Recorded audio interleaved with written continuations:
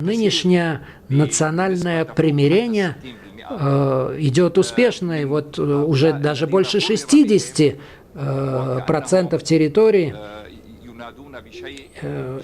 простите, 60% или 60 организаций, они согласны на перемирие. Все мы знаем, что огромные деньги были потрачены в Сирии, и это было нацелено на развал сирийской экономики. Я хотел бы говорить с полной объективностью, а не эмоционально.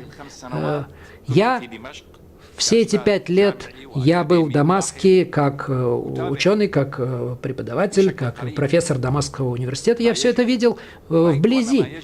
И я видел, что происходит. И я понимал, что это организованное преступление против сирийского народа.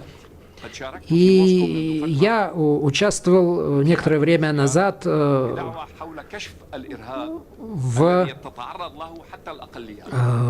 обсуждении вопроса о терроризме, и в частности о терроризме, которому подвергаются национальные религиозные меньшинства. Сирия, как мы считаем, должна стать государством светским, но есть люди, есть силы, которые хотят, чтобы Сирия была расколота, чтобы она превратилась в фанатичную, исламскую, радикальную страну с фундаменталистским уклоном, но сирийский народ этого не хочет. И это то, что доказали 5 лет, прошедшие с момента начала кризиса. Есть множество уроков, которые мы извлекли из всех событий, и я хотел бы сказать, что проблема это не проблема реформ, как некоторые говорят. И у нас существовали разработки, чтобы превратить Сирию в прогрессивное государство. Но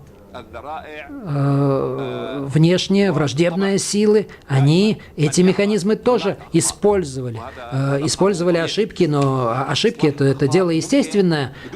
Любой, кто работает, он совершает ошибки, и этого не избежать. Есть план, также, который пытаются притворять в Сирии, направленный на то, чтобы освободить, как они говорят, Сирию от различных меньшинств этноконфессиональных.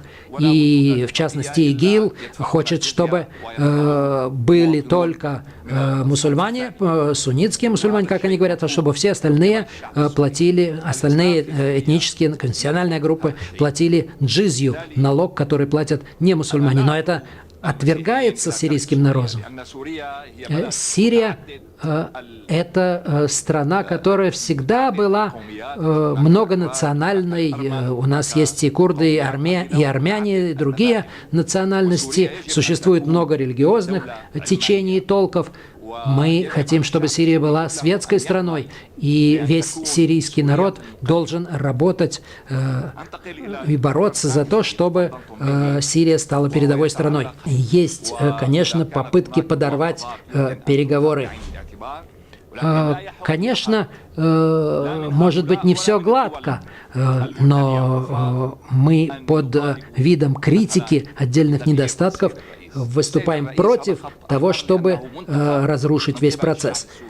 Личность президента, господин президент, он избран законным путем.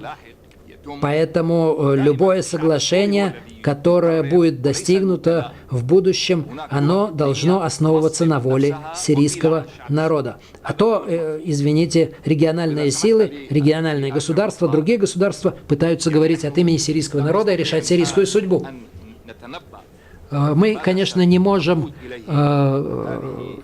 заранее предсказать, к чему приведут переговоры, диалог, который имеет место, но я ожидаю, что переговоры будут идти, если будут замечания, если будут какие-то реформы, конечно, они тоже должны обсуждаться, но главная линия должна сохраняться. Вот это.